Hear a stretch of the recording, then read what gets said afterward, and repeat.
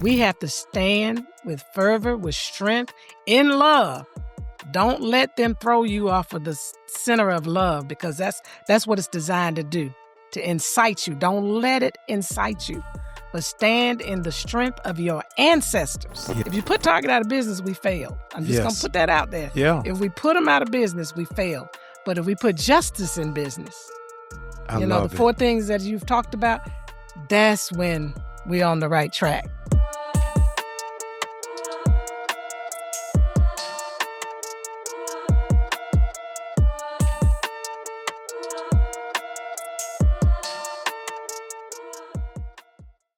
I am so grateful to have my big sister with me.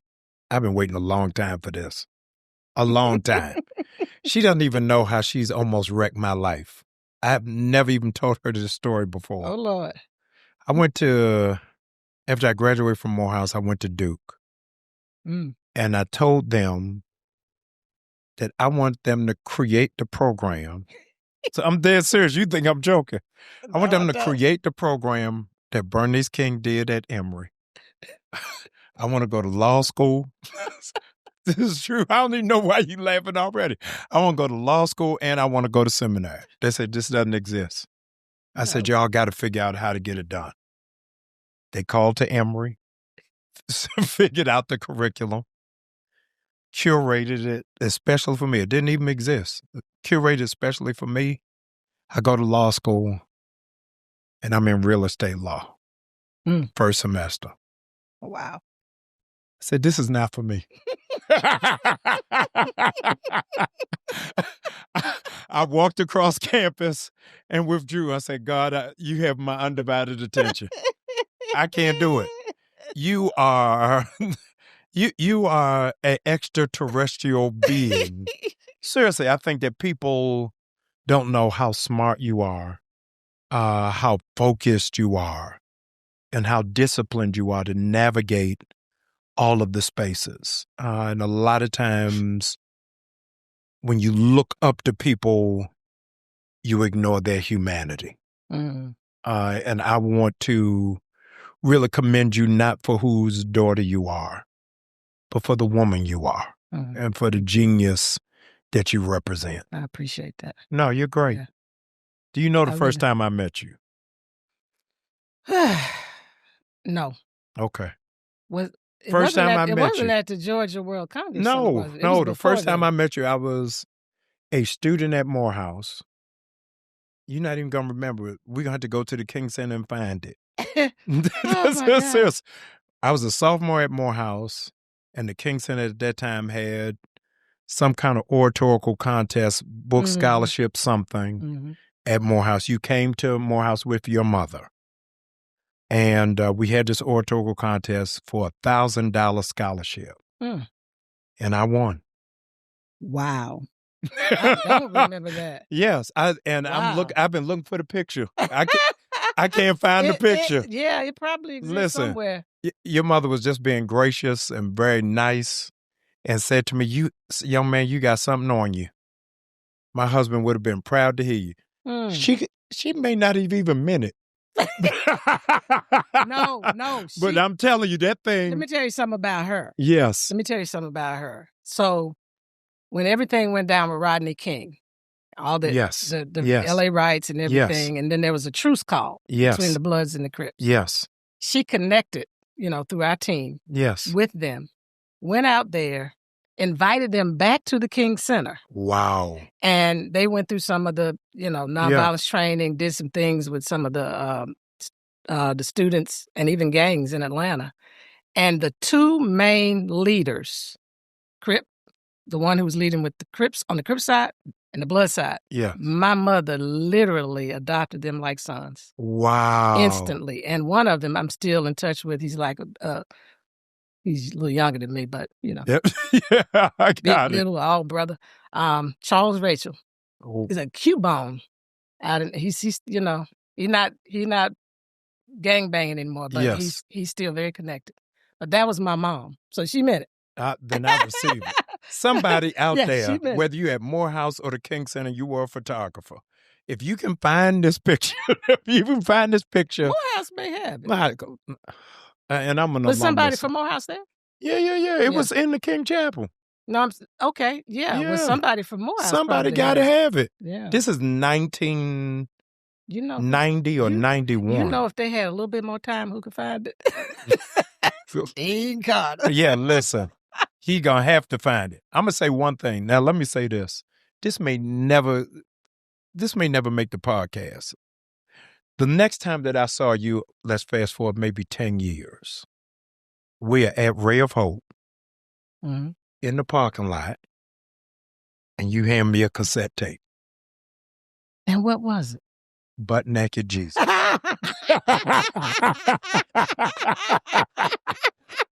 Oh my God, I remember that. Yeah. Now, listen, that's a long time ago. That's when I was trying to do something on the rap side. Listen, y'all didn't know Bernice King was a rapper. No, that was then. Yes, I said it was. I used the right tense of the word. Tell me about Butt Naked Jesus. I don't even remember. I just remember I was doing some stuff with a gentleman who was actually a member at New Birth, I think it was. And we just started throwing some things out there. And I think he heard me say it in a sermon. That's what happened. Yes. I don't even remember what the sermon was, but I was just talking about Jesus because I was trying to, y'all, the real deal. But naked Jesus. Yes. Yeah. We got to find that. We got to find it. I got to find it too. Team, y'all go to work and find it. We dropping it right here. Let me try to find it. I might be able to find it at my house. You got to. Yeah. God, I remember that. The world. That was fun. It was fun. It was great. The world, I think, watched you grow up and mature, and a rites of passage to me in public space was finding the strength to preach your mom's eulogy. That was the very first time I ever heard you preach. And I didn't even go back and listen to it transparently until my mom passed. I had put it in the shelf till my mom passed just because I wanted to hear your strength. And I did nothing on my mother's program. I didn't want to read the obituary silently. I didn't want to acknowledge no placards. I told my sister, hey, you the oldest today. And she 2 years younger than me. I said, whatever's going to happen, you going to do it. But tell me how you found that real strength as priest, as prophet, because you spoke to the nation that day. Yeah. You know, a lot of that has to do with my relationship with the Holy Spirit. Because I'm a reluctant leader. I'm reluctant in everything. Yeah. And I go through a lot. People don't know behind the scenes to even stand before people. Yeah. But I'm obedient. And when he presses in my spirit, and I feel it here, I like, okay, I give. Yes. So I'm with my mom when she passes in Mexico. And my God, I never imagined being with her transitioning, because I grew up, obviously, when my father was assassinated. They told me, my mom told me, Dad's going to live with God. He's a spirit. Right. And you won't be able to talk to him anymore. Right. So, long story short, they played the sermon he delivered February 4th, 1968 at Ebenezer. And she didn't prepare me. So I'm looking around at the funeral for him because I know his voice. Right. And growing up, watching all those scary movies, ghost movies, death was eerie, and real scary. And I didn't like being around funeral homes, dead bodies, or anything. Horrible. I would go nights with lights on in the bedroom, not being able to sleep. I still struggle with that, but not at the same level because of the transition with my mother. Wow. So fast forward, she had to pass with me because when I was a child growing up, and my siblings and I used to talk about, growing up with Dr. King, I didn't have a lot of stories to tell. Right. And when I look at pictures, I'm not there a lot. I'm in some of them. Right. And so this became a special moment. God ordained me to be present when she passed. Yeah. But because I was the primary family caregiver, my sister, helped some, but I managed the whole thing, the caregivers. I think the love that you have for your mother, something happens when you have to really reverse roles. Yeah. And so being in that room and when it happened, I knew in my spirit that I was going to have to do the eulogy. Yeah. Because I'm the only one ordained in our direct bloodline in the King family. I never doubted it. But when I tell you I was conflicted that day, first of all, I was exhausted. Yeah. She died in Mexico. Right. You had to fly and back. I had to get her back here, and it was an ordeal. I was there. Right. Yolanda and Dexter were in California, but they had to drive across the border, and they didn't get there till like 3 or 4 o'clock in the morning. She died Atlanta time. She died around 11:30 p.m. So by the time they get to me, I'm tired, exhausted, and we go through that whole ordeal when we got to fly back. Right. And by the time we get here, everybody else is planning our mom's funeral. Like, whoa, Yeah, this is our mom. Yeah, hold on. And we had more time, but we had 5 days practically when we got back here to pull all of this together. So I was exhausted, but I knew still, this is my mom. Yes. I eulogized her parents. I have to eulogize her. But I struggled. Do I just do it as the daughter? Yeah. Or do I do it as the pastor, the preacher, the prophet? And I kid you not, it was not resolved until probably 30 to 45 minutes before I got up. No way. I was in that pulpit. That service was long. Oh, yeah. We didn't anticipate being that long. Some people just talk too long. And Uncle Andy kept trying to push me up. He said, you need to go. We don't need to, because it's taking too much time. We need to get to you. I said, I'm okay. Let everybody finish. And so when I got up, I was clear. The Holy Spirit said, you have to speak to the nations. And you did. And I stood there and I knew my assignment and I knew I had to be obedient. So it was a significant moment, not just because she was the matriarch of the movement, matriarch of your family, for a lot of people across political lines. The first time they saw a woman in the pulpit. How many presidents was here that day? All of them. Yes. All of them. Yeah, Bush, Carter, and Clinton. Yes. And their wives. And future President Obama. Yes. Was in the audience. And Ford sent a letter basically saying he would have been there. Yeah. But he couldn't, health condition. So that was it. First of all, I was shocked. I don't know why. I don't know why. I did not. Mama was Mama. Yeah. I knew she was an amazing person. As my mother, I watched the things she did. But honestly, it wasn't until she died that I realized who my mom was. Yeah. And it really wasn't until I worked with Barbara Reynolds on her posthumous memoir. Yeah. That I discovered so much about my mother I did not know. Wow. And it just opened my eyes. So it started at the service because it never dawned on me because, again, I'm tired. We're going through the motions. I was the one responsible for the funeral, Yolanda for the music memorial. But we met to talk about, the program and everything. And as we were putting it together, I was just doing, the logical thing. Okay, this person versus this person. We need to make sure this person called. And I knew my mother had a relationship, obviously, with President Clinton, but I didn't think of it from the perspective that you're talking about. I was dealing with relational. Right. I mean, it didn't, even while it was happening, it didn't dawn on me. Yes. Yeah. It was like, wow, she's not a president. And they all came across party lines. Yes. Including Congress. Yes. I often wonder, how have you navigated your entire life without the gift of privacy?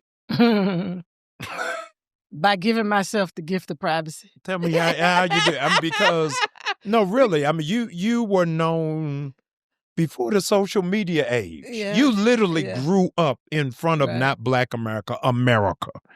And so it's not a restaurant that you can go into with sunglasses and a baseball hat. Well, I can because I manage that by controlling how much exposure to the public in terms of media and all of that. I've navigated that all of my life because of what I was robbed of. You know? Yeah. I remember going to the mall with my mother. In Atlanta? Lenox. Okay. One time. Because we couldn't do a lot of this stuff as mother-daughter. Definitely never did nails, feet, nothing. And she was bombarded. Not by Black people, by all people. Asian, Latina. Yeah. I mean, it was like mind-boggling, but it was frustrating. Yeah. Because it was like, I'm here with my mom. Yeah. Then one time we went to a movie and a young lady came into the restroom wanting her autograph. So I had to step in. Yeah. Like we're in the bathroom. Right. Give some distance and some space. Yes. So growing up with that a lot, it was like, okay, I'm going to have to manage how much my face is on the screen because the more I'm on the screen, you're right. Everywhere you go, you can see the stairs. Yeah. I mean, when I go to the nail salon, because I go in the neighborhood, you know, I'm not one of those that escapes the bucket and all that kind of stuff. I very much support my people in my community. And so even though it's, you know, most nail shops, Vietnamese, but I have a wonderful relationship with the owner. But I go in there and sometimes I can see them. And sometimes I'm on the phone, right? Yes. It don't help. They want you to stop, look, listen to what I'm saying. Oh, yeah. Yeah. And I have a bad habit because I'm trying to manage the one on the phone. You see I'm on the phone. They don't know you are trying to get my attention. Right. So I'm giving them more attention than you. And that kind of backfires every now and then. Yeah. People say you're being rude. Right. But I'm like, you being rude because I'm on the phone. So what I've tried to do is to do like this. But they want to say something sometimes. Right. Every now and then I'll say to the person, hold on 1 second. Where do you feel is, at this ticket to watch 2025, where do you think is the greatest weight of focus that the civil rights movement needs to be lasered on? That's a good question. Well, and this is going to sound strange. It probably is less issue focused. And because I think there's so many things that we can and must do, but I think there's a strategy and an order to doing things. But the problem is we don't understand the Nehemiah aspect of it. And what I mean by that is, so in Nehemiah 4:19, when he calls all the folks together, the leaders and the nobles and all of that, and he says to them, look here, the work we're dealing with is extensive, and we widely separated on the wall. When you hear the sound of the trumpet, you know, let's rally thither, and our God will fight for us. We're in a moment now where the onslaught against our community, our people, against humanity is on the line. And so for me, the power is in how do we truly connect, collaborate, and coordinate against this force. And I see what you're doing, what so many other people are doing, I see it all. But I'm like, how do we overcome the age-old thing that keeps us in camps? Right. Because I know about the camps behind the scenes. And it bothers me. You know, not that everybody's with me, my father. You're right. But most people don't know the March on Washington, they weren't all together from the beginning. Right. I mean, let's tell the truth. The NAACP didn't support it initially, nor the Urban League. You're right. But in the end, you saw that they were right there together. And so today we're so widespread now. Yeah. And it's a lot more to mobilize and pull together.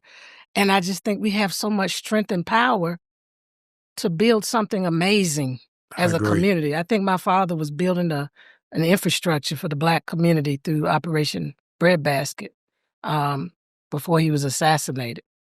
And when you combine him speaking out against the Vietnam War, calling for the Puppies campaign, but not just calling for it as, quote unquote, an activist, but someone who had an infrastructure. Yes. With all of those ministers. Yes. And they built this economic arm that had literally had impact. Yes. You know, just take Atlanta alone. When he talks on, if people go to YouTube, listen to Where Do We Go From Here, the speech he gave at the 67 convention of SCLC when he talks about the work that they had done through Operation Breadbasket and the income at that time, you know, that it added to the Black community in the multi-hundreds of millions today. Yes. Every year. That's significant. Then fast forward now, imagine that kind of coordinated, collaborative effort to build that massive infrastructure. Because I was listening to it one day. This has only been since the pandemic. And I said, oh my God. My father and them, they were building this infrastructure for the Black, economic infrastructure for the Black community. Yes. We don't talk about that part of King. No. Yeah, when and I'm preaching to the choir, is when your father was assassinated, he's pulling together that Poor People's Campaign to come full circle, tell the people what you're doing with the bank. No, that's significant. Yeah. Well, let me put it this way. I thank God for my business partner, Ashley Bell. And I think he's okay. I mean, people can Google people and see. Ashley worked in the Trump administration, the first Trump administration, as the SBA regional head, president. Learned a lot. Yeah. And Ashley has a passion and a heart for the Black community, for helping to overcome the racial wealth gap. I mean, he's like really, really focused on that. And so we were in Leadership Atlanta together. Oh, wow. And we were in the class that ended up being the longest class, the first to have to do virtual because it happened during the pandemic. Pandemic hits in March. Yeah. We're in Leadership Atlanta. We're supposed to graduate April. They had extended for 2 months trying to figure out how we're going to get them through this. Right. And a lot of the people were very conscious at that time, partially because in the class, when we had our, I forget what they, race awareness weekend, you know, I asked a few questions just to push people to the edge. Yes. And I think that dialogue and other things started stirring amongst the class, and people really, once the pandemic hit, and then we were in class when everything happened with George Floyd. Yeah. Their conscience was pricked. So Ashley was out talking with a classmate, white guy, that worked for the Hawks, COO at the time. And they were talking about how can we make measurable, real impact for the community. And they got together, started talking about the National Black Bank Foundation and putting that together. And he told me about it, and I reached out and I said, hey, I want to be a part of it. And that was the nonprofit side of the work, to help leverage opportunities for the banks to do bigger deals, because banks can only do so much. That's right. Black banks. Yeah. And a lot of these development deals. And so we worked out the Hawks Practice Center deal through the National Black Bank Foundation. And then I didn't know this, Ashley's family actually had owned a bank back in the 40s, 60s, and 70s. Wow. And they lost it a lot of, you know, the same thing we go through as a people when we build something. Right. So fast forward, he had been talking to somebody that told him about a bank that was for sale in Salt Lake City, the whitest place in the United States of America, the Mountain West, Salt Lake City, Utah, of all places. Yeah. So he started talking to the folks there, and especially the bank officials with now, you know, when you say that in a religion, with the Church of the Latter-day Saints. Right. He went to meet with the head of the banking part of their, I'll say, organization. Right. And they said, hey, you need to ask Bernice to connect you with Mrs. Garf, the Garf family. I had a relationship with the family from 2001. We tried to do some business together. They're mega dealers, own several automobile dealerships in Utah and in the West. And I was going to bring their business over here to the Southeast. It didn't work out in 2001, 2002, but I maintained a relationship. And so I talked to the Gar family. The rest became history. And as a result, a bunch of Black investors ended up purchasing a white bank. Amazing. In Utah, and it's now been converted. We closed in June of this year. Congrats. And it's now Redemption Bank. Now, Redemption Bank is based out of Utah. It's based out of Utah, but we're going to expand. Okay. We're working on digital now so that people can have digital accounts. Okay. Looking into doing relationships with correspondent banks so that people who need the brick and mortar part of it. Right. The idea is to try to make it, I don't know if people know this, there's not a national Black bank yet. Nowhere. I mean, they're fintechs, but a Black bank that had to go through all of the regulators. I mean, we had to go through all of the regulators. And that's where you all are moving towards. Because we are an actual bank on the ground, brick and mortar. Oh, no. Now we are expanding it so that it will become the first, and then the hope is for it to go public at some point. Oh, no, that's exciting.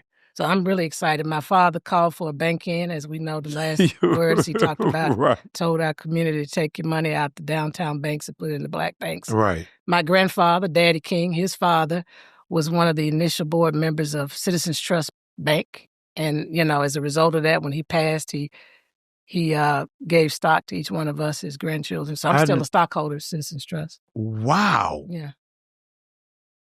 Nobody talks about that part of the story. No, nobody talks about that. No, that's great. Yeah. This is the largest class of women in the Congressional Black Caucus. Oh, yeah. It's almost now 2 to 1. You never thought about running for office? Oh, no. When I was a child, only, because I wanted to be president at that time. Yes. But I wisened up. That's a whole dog eat world. I can't get into that. But you built for it. You can handle it. No. You a dog whisperer. My father made more impact because they tried to get him to run for president shortly before he was assassinated. No, wait a minute. I didn't know that. Mm-hmm. Really? Mm-hmm. As a Republican or a third party? Mm-hmm. And his impact was much greater on the outside than the inside. Something happens when you get in there. It's just, you don't have the same, I think you have more leverage on the outside, particularly if you know how to, how to address the relationships on the inside. That's what my mother was good at. Mm-hmm. She could cross every aisle. I mean, she was just that sophisticated and wise. I mean, she knew. And she knew just the right things to say. Right. Yeah. She was a force. Yeah. How one of, historically, you would know better than I, one of the turning points they said for your dad's, I'm going to say ministry, was speaking out on Vietnam. Is that people like, talk about Selma, talk about Montgomery. Right, don't go into that peace world. Just recently you posted about what's taking place in Palestine and Gaza. Mm-hmm. Do you ever second guess, should I keep my voice to domestic issues or... No, my father was a global leader. Yes. So, I also made sure that we would make people aware of what's happening in the Sudan and the Congo because there's stuff happening all over the world. Right. And we forget that. Yes. So I try to lift up all these things because my father's leadership was he worked from the Black community, but it was to the world. He was beyond a global humanitarian.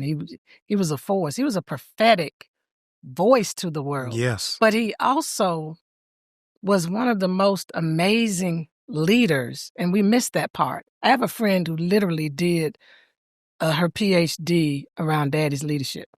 And this was back in the late 90s, early 2000s. And she did all this research, and she was surprised that nobody had ever done anything around Did she publish it? She hasn't published it. I've been trying to get her to do it. We need it. No, I'm going to tell her. I'm going to tell her. If you watching, will you please publish this book? Yes, we please. need it. Yeah. And she said, I'm amazed because he was a leader. Yeah. He was a scholar. He was a theologian, thought leader, as we say it. Yeah. He was a human rights, civil rights leader, but more importantly, he was a man of God.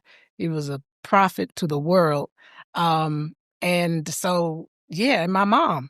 Yeah. She was in the peace movement before she met my dad. Never knew that. Yeah. Oh, yeah. Wow. Yeah. I'm going to give you her book. You need to read her book. Your life will change after. Right. I'm serious. I'm going to give you her book, and I'm going to get 2 of them because I'm not going to let y'all share. I'm going to give one for your wife and one for you. This My Life with the King? No, this is My Life, My Love, My Legacy. Okay. The first one she wrote was My Life with Martin Luther King. Yes. But to me, the most powerful one is My Life, My Love, My Legacy. I've read the first one. I don't have the second one. It's the after part. Okay. Yeah, you have to read it. But the reason he spoke out against Vietnam, yes, I know we hear about, Harry Belafonte, who else? There were some other voices that were around at the time. But honestly, she had been, you know how. Yeah.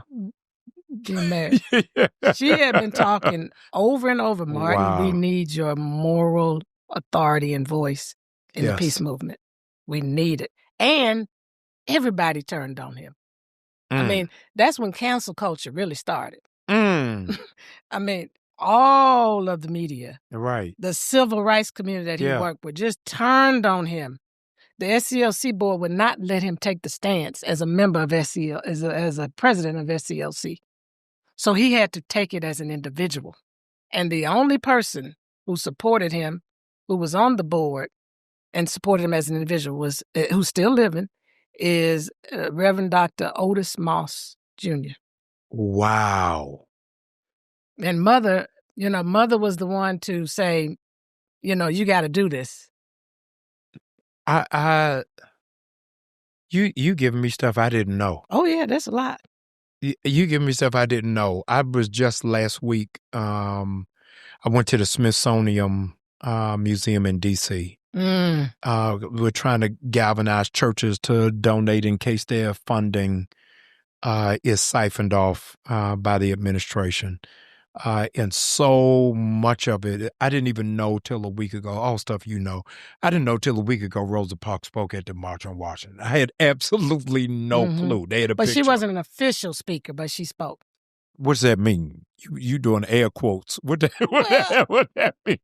Well, they had main speakers during a certain set time. Yes. And they had roles for them that wasn't considered a main speaker. I got it. It was her and one other that spoke as well. Because Merle was supposed to. Okay. But Merle still wasn't considered main speaker. So I can't remember who substituted for Merle Evers, but yeah, the two of them. I got to ask you this. Do you ever get tired of people saying, I have a dream? Seriously. No. Do I ever get tired of people thinking that's all there is to Dr. King? Yeah. Okay. Yeah. Okay. And I'm like, it's time to wake up from the dream now. Yes. We gotta live out the reality of what he was talking about. So I get tired of it from that perspective. With them talking about gutting out from history the aspects of slavery because it's uncomfortable for them, do you ever have, I don't want to use the word fear, pause that they will try to do an erasure of the real blood and guts of the civil rights movement? They may do that, but we're so advanced now as a world that enough of us have enough of the information in other places. Yes. that it's going to be all right. Yeah. I know that's hard for people to hear. But do I have that concern from that perspective? Yes. Oh, yeah. Oh, yeah, definitely. But look, think about this. We didn't know most of what we know about our people until the last 20, 25 years. Think about that. I mean, when I was in high school, there wasn't a lot of conversation about Black folks who invented this, that, and the other. We certainly didn't learn it in schools. Right. We didn't know all that stuff. Right. You know, all of the amazing things that are coming to surface now, even the role, regardless of my mother's role in caring for it, you know, the work of my father, even the role of women in the movement. Yes. There's so much that has emerged in the last 25 years. So it's in us already. So just as we weren't in and we found a way to get it out, it ain't going nowhere. Now, we have to be wise enough to create some alternatives. No, we need that's some facts. Serious, and I know some people are operating this way, but we need some serious Harriet Tubman movements now, Underground Railroad. I agree. What goes across your mind when you see, just in this summer, the establishing and founding of an all-white town in America in 2020? How well is it doing? I want to know. I don't know. My understanding is it's not that developed. Yeah. It's ridiculous. Yeah. But you know, the issue is, look, many people in our community feel like we need to have our own community. I think people need to live where they want to live, period. But I don't think it needs to have these covenants or agreements or laws where you stay out, you can't come in, or whatever, that kind of stuff. But again, I don't know. I mean, because where you live is very personal. It's very important. I mean, home. Think about home. I mean, for me, right now, home is away from everything that you said. How do you do the private? Right. So I have no problem with that, but I have a problem when it's driven by certain intentions like that. So it's troubling. We need to be aware of it. And while we're resisting, we also need to make sure that we're building things along with resistance. Yes. Which is very important this time. But yeah, when I saw that, I don't know how long that's going to, I just don't know. This stuff is troubling right now. I just don't know in the end how long it's going to last. It can't sustain. It can't sustain. We're a different people. Yeah. I mean, we're after so many things. I mean, and the last with the movement, and even though this is happening, I don't personally feel that fascism and authoritarianism is going to stand in America. It's too much resistance. Yes. You know, there's some people that are not. There's some people aligned over there. But wokeness is real. Yeah, it's real. And whatever anybody want to say about it, folk gonna stay, and more still awakening. And what's amazing to me, what I say to people, when I see white people on social media saying things good, positive, and with our community, that didn't happen back then. Right. Taking risk. I've seen this. I'm like, whoa, this is different. It's a shift. I really think America's getting ready to come to what Malcolm Gladwell calls that tipping point. You're seeing stuff all over the country with the National Guard being dispatched into urban cities. And I think there's getting ready to be an emergence of leadership that are not the usual cast of characters. But we do have to be strategic. Yes. Yeah. Because my concern is I've been slow in the Target boycott, very slow in terms of demonstrations or marches or protests, because my thought, is if handling a Tesla is a felon. Right? Yeah. If they will send the gentleman from Mexico to a jail in Uganda, it's a whole different playing field than what it is that we have seen. So that's why we have to get downloads from God. I mean, that's why I said the Harriet Tubman also. Yeah. Remember that condition that Harriet Tubman had. Yeah. God, how could Harriet Tubman, with no navigational system, find her way all the way up north into Several Canada? times. Several times. Yeah. Who was guiding her? Right. She got some downloads from God. God is not just in this spiritual realm we talk about. He knows how to manifest through us in the natural. Right. And we're at that stage now that we need that kind of download to transcend this craziness that's going on right now. But I also want to make sure that we understand what it means to operate from a love-centered framework, because people think love is weak and not strong. Love lets people walk on it. And you really have to study Dr. King. Yes. His thing, one thing, from a spiritual standpoint, he felt violence was impractical.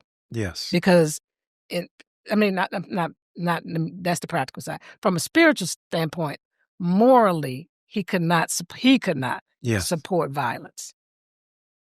But on a practical standpoint, he said, look, army, what you were just saying. Yeah. You can't win. You can't win that one. Right. And if you have an ultimate goal to transform, if you have an ultimate goal to reach true justice and true equity, then you have to find an approach that is not destructive. Yeah. It has to be constructive. And more importantly, he understood at the end of the day, you may not have to be hanging out with these people, but we got to live with people. Yeah. Going forward. So for him, that's why he said, our struggle going forward is going to be learning how to live together. Yes. As brothers and sisters, or together be forced to perish as fools. So even as you all, I'll say, as we are doing this with Target, the important thing is recognizing at the end, we still got to live in community with all of these people. I love it. That's just real. Yeah. Like in Montgomery, he had to tell the people going back to the buses, don't be like, yay, we got you. Huh? Look at us now. What you gonna do? Right. He said, no, when you go back to those buses, realize this is a new experience for these white people. And he said, we got to live in community with them. And so when you go, you go with dignity back to those buses, because this was not a defeat of white people. This was a defeat of injustice. We're putting justice in business. So the goal here with Target is to put justice in business, not to put Target out of business. Because if you put Target out of business, we failed. I'm just going to put that out there. Yeah. If we put them out of business, we fail. But if we put justice in business, the 4 things that you've talked about, that's when we're on the right track.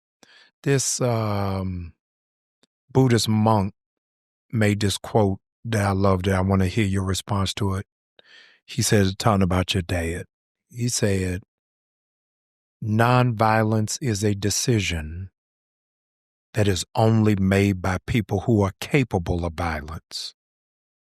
To be incapable of violence is harmless. Mm-hmm. You agree? Yeah. Thank you. Because it's the discipline. Yes. It's the discipline to know it's lined up with the scripture. We preach this all the time. Yes. What does the Lord require? To do justice, love mercy, and walk humbly. We preach to do justice and maybe touch a little bit on walk humbly, but we don't talk about love, mercy. And that's exactly what you're talking about. It's within your right to retaliate, to do harm. But you love mercy, so you take a higher ground. Not that you don't challenge the injustice or expose it. Yes. And more importantly, expose the ugliness and the evil of it, even to the person doing it. Yes. But I agree with that. No, that's and great. And Daddy even said, if your choice is basically to not to not retaliate because you are scared, or to retaliate because you're scared, then you're really a coward. No, that's great. I wanted to ask you, in the road ahead, your uncle, Ambassador Young, said something to me a couple of weeks ago that put me in a chokehold. Yeah, he can do that. He put me in a chokehold. He said, Jamal, I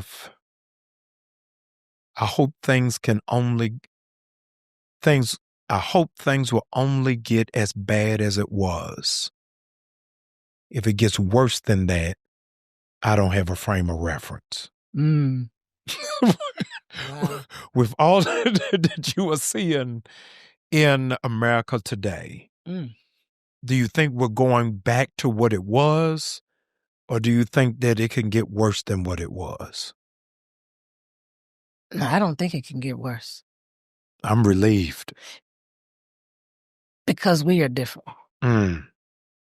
I mean, our ancestors paved the way to a level of consciousness that, and also, like Daddy said, we used to go down with our heads bowed down, but now our heads are lifted up.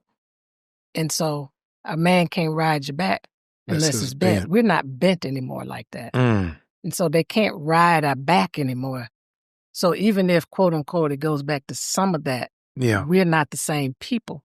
Yeah. And obviously we're not the same, know, we're a different generation, all that. But everybody says that, but you can just look. I mean, here and there things are happening and you say, the people are not going to let it go back to that. Right. The unfortunate thing is which I'm concerned about, is the bloodshed. The process of people, the civil unrest leading to that.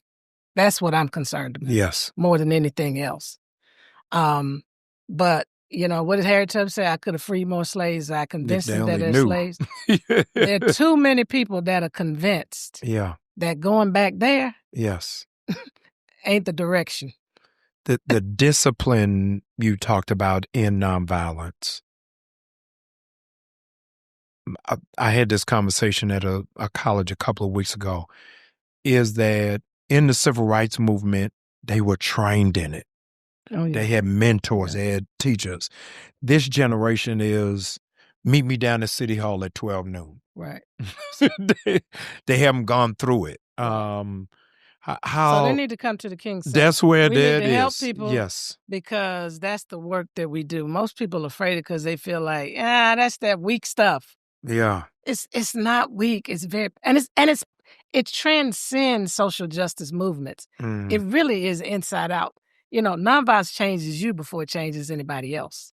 And at the end of the day, blowing off steam and emotion, what do you get on the back end of that? Yeah. You got to invest something in strategy, in ultimate goal, in outcome. And if the outcome can't be more violence, because that's what happens. Violence just perpetuates violence. As Daddy said, it becomes a descending spiral. And so I've been trying to get more and more people to get trained. And I'm going to need your help. I'm coming to you. I'm in it. Coming for you. I'm in it. I'm coming because we have a faith initiative. I'm going to need your help, because it's that important to me. I mean, I live this stuff now and will die through this stuff now. I mean, I believe in it wholeheartedly, because I know it's much bigger than just what's happening in social justice. It helps with people's marriages. Yeah. Because, a lot of violence in the world, conflict that leads to violence, comes out of some internal stuff that ain't been addressed and healed. Yeah. And even nonviolence helps you with that. Yeah. It also gives you a clear mind and helps you to strategize at a much higher level than the opposition. Yeah. I always tell people, when you're involved if you're on the social justice side, if you're involved in a campaign, part of nonviolence helps you to understand the other side and where they're coming from. You got to study the playbook. Yeah. You know, when they want to win, I was talking about this years ago. I think the Falcons were in the playoff and they didn't know which team they were going to face. They had to study the playbook of each team because you do different things according to whatever team you face with. Right. We don't study the playbook because we spend more time too mad at the folks. Yes. But we got to study the playbook to know what they're going to respond to, react to, what's going to get their attention, what's going to catch them off guard, right, and all that kind of stuff. So please, and also, we need support. Yes. I'm telling your audience. Yes. Can I tell you? Yes, please. Am I allowed to tell your audience? This is your thing. You the big sis. Do it. Look right at him. Do not edit it out. You know, we got you. Jamal Bryant. Yes. Pastor. I'm here. Are you bishop? No. Can I call you Jamal? Please. It's on my driver's license. We got too many bishops out here. But seriously. The King Center that my mother founded in 1968, 2.5 months after my father was assassinated, as the official, keyword, the official, because there are a lot of King Centers everywhere. Yeah. King efforts everywhere.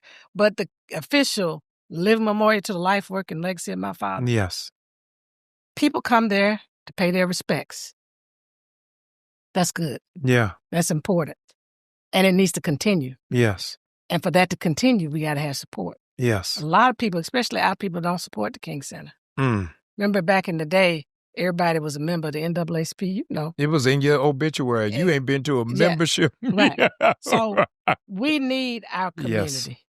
We need you to support. Think about that. If we did nothing else, the existence as what it represents. So for some reason, people find significance. In the pandemic, it was the only place that people who, when they were protesting, they wanted to gather down there by the Kings. They wanted to be near it and whatever. I don't know about all of that because I'm too close to it. Right. But it's something special for people. And it's not automatic. Yes, we've gotten grants from the federal government, but that's like 10%, 12% of the budget. Right. That's not enough. So I'm asking people to support us. We're also doing incredible work. We're getting ready to rebuild. Oh, nice. Yes. And when I say rebuild, it's major money. We're talking about past $500 million. With a B. With a B. Yep. With a B. Because we want to infuse MLK and Coretta Scott King in the experiences that people have when they come there through technology. Yes. We're going to use every available and to come part of technology. When was your mom's birthday? April 27th. When's your birthday? March 28th. Y'all ain't got nobody in the family birthday in the fall. We got to have a date deadline. Give me some date. November 17th. That's a good one. Okay. You good. I'm trying. I raise money for a living. What is it? Her 70th birthday, my sister. November 17th. 17th. Mm-hmm. So 70th birthday. It's her 70th birthday. Okay. And it would be such an honor. No, let's do that. My sister died so young. No, let's do that. So we have a deadline. We're going to pull something together. I want to challenge every church, every individual that we are going to have an incredible, it's a week before Thanksgiving. It is. Yes, the week before Thanksgiving is our deadline. So we're challenging all Divine Nine. We're challenging every Black denomination, every civic organization, that we're going to do something absolutely significant. Dr. Bernice and I are going to do a pop-up once we get those numbers on the different scales of where it is. But at the lowest is $70 from every individual. Every church, I want you to aspire towards $7,000. Every organization, let's get to $70,000 so that we can do something significant. The Smithsonian, as I talked about, is under siege because they are dependent on the administration to finance them. This is ours. It belongs to us. And so November 17th, we just launched a campaign right here. November 17th. Jay, pull up for me what day of the week is November 17th It's on a Monday. Me. It's on a Monday. Day after a Sunday. Wow. Your service. Okay. So November 17th is when it is that we want all contributions in and done. Let's do something amazing. $7 million for the 70th birthday It's easy. Of the firstborn. Of the firstborn. The first daughter, if you want to say it that way. Yeah. Of the movement that way. Let's get it in. I'm honorary co-chair. I'm honorary co-chair of the birthday celebration. No, yeah. let's do it. $7 million is what we are endeavoring to do for the King Center. It begins today. On the lower thirds, we are going to show you directly how to give to the King Center. Do not send it to New Birth. Send it directly to the King Center so that we can begin tallying it up. And we'll be able to tell you before Thanksgiving how close we were to the mark. So they'll be able to move on. And then we're going to talk about how people will feel good about it. They're going to feel great. Yes. They're going to feel great. Yeah. I'm glad you hung out with me. I'm glad you invited me. It was worth the wait. Wow. 2 years. If we make $7 million, we're going to do a rare performance of Butt Naked Jesus.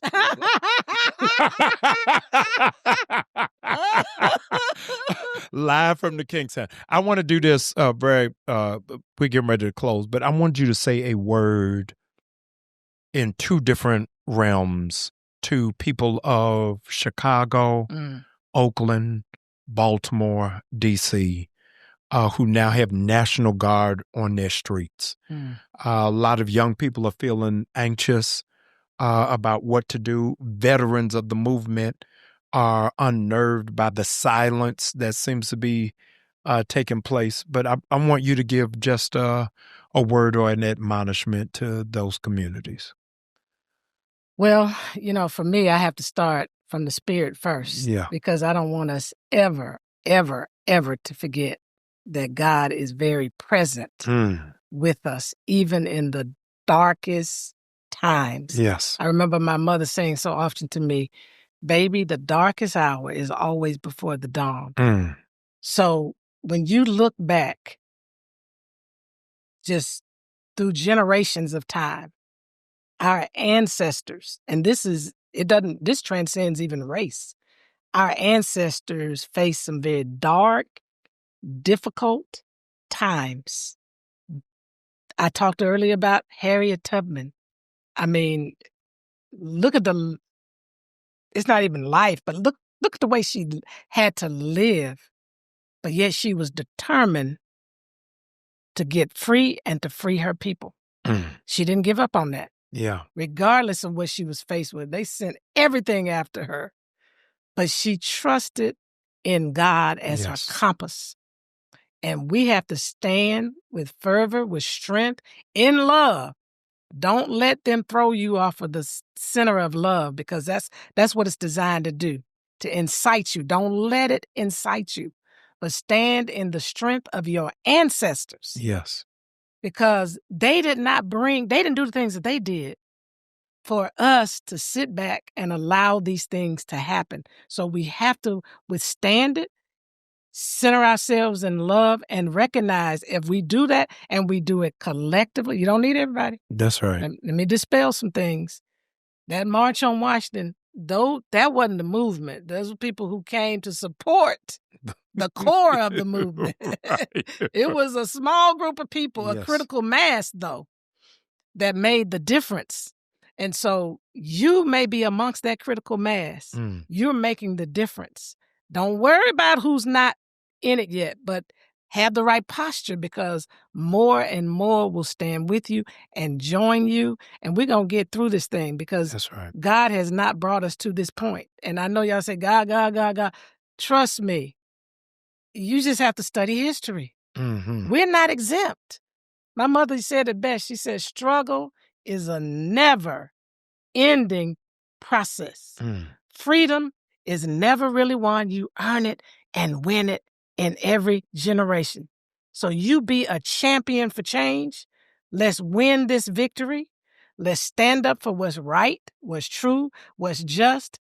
And our God, as they said in Nehemiah, once you do that and rally together, our God will fight for us. I love it. Thank you so very much. I ask that we will support the King Center and our fearless leader, taking us to new heights and new vistas and new paths. Ask that you will please go to the website and find out how to register for training for your community. There's a lot at stake. There's a lot on the line. Nobody's going to give you the baton. You're going to have to take it. And once you take it, make sure you put a torch to it. Thank you so very much for hanging out with me today. Thank you. Love you, bro. Love you more than that.